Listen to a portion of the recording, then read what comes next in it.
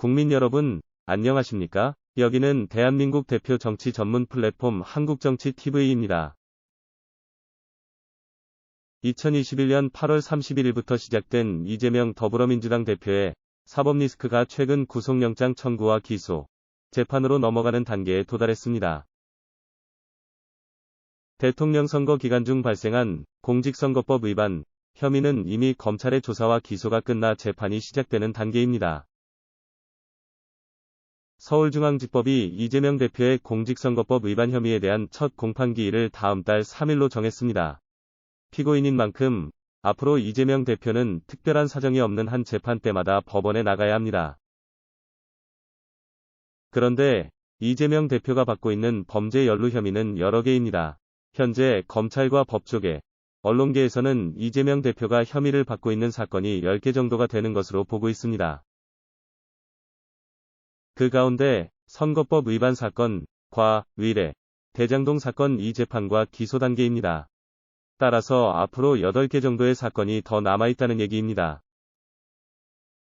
그렇기 때문에 앞으로도 이 8개 사건에 대한 검찰의 조사와 구속영장 청구, 체포동의 요구, 구속 또는 불구속 기소가 계속 이어질 가능성이 매우 높습니다. 그렇다면 이재명 대표는 앞으로 약 10개 내외의 서로 다른 내용의 재판을 동시에 치러야 하는 상황에 놓일 수가 있습니다. 예를 들어서 10개의 사건에 대해 불구속으로라도 기소가 되고 각각의 사건에 대해 매달 1회씩 재판이 열린다고 가정해보면 어떨까요? 그러면 이재명 대표는 한 달 30일 중 토요일과 일요일 8일을 제외한 22일 동안 10건의 재판에 출석해야 한다는 계산이 나옵니다. 즉, 이틀에 하루는 재판을 받으러 법원에 가야 한다는 말입니다. 게다가 재판에 참석하는 것이 그냥 덜렁덜렁 몸만 가기만 하면 되는 것이 아닙니다. 재판의 진행에 따라서 변론을 하고 그에 따른 증거 제출도 해야 합니다. 이런 재판 하나만 하려고 해도 평범한 개인이 다 감당하기 어려울 정도로 많은 시간과 노력, 인력과 비용이 들어갑니다. 그런데 그런 재판을 동시에 10개를 진행한다는 것은 거의 불가능에 가까워 보입니다.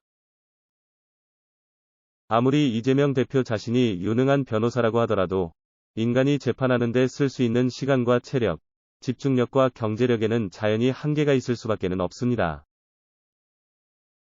이런 재판은 1심과 2심을 거쳐 3심 판결까지 나야 비로소 완전히 끝이 납니다. 여기에 걸리는 시간이 재판 한 건 당 대략 5에서 6년이라고 합니다. 이런 점을 감안한다면 이재명 대표가 앞으로 10개의 재판을 동시에 진행하려면 이틀에 한 번씩 재판을 하러 법원에 가는 생활을 최소한 5에서 6년을 해야 한다는 결론이 나옵니다. 그런데 이재명 대표는 국회의원이라는 공직과 민주당 당대표라는 공적인 업무를 수행하는 사람입니다. 이런 두 개의 공적인 업무를 수행하면서 10개의 재판을 동시에 진행할 수 있는 사람이 세상에 있을까요? 오히려 이재명 대표가 10개의 재판이 진행되는 5에서 6년 동안은 아무런 일도 못할 것이라고 보는 쪽이 합리적이라고 해야 옳을 것입니다. 이런 어려움에 대해서 이재명 대표가 어떻게 대처해 나갈 것인지 주목됩니다. 이재명 대표의 보관은 무엇일까요? 따라서 앞으로 8개 정도의 사건이 남아있다는 얘기가 됩니다. 그렇기 때문에 앞으로 8개 사건에 대한 검찰의 조사와 구속영장 청구, 체포동의안 표결, 구속 또는 불구속 기소가 이어질 가능성이 매우 높습니다. 이 10개의 사건 중 하나만 유죄로 나와도 이재명 대표는 치명적인 타격을 입게 될 것으로 예상됩니다. 지금까지 대한민국 대표 정치 전문 플랫폼 한국정치TV였습니다.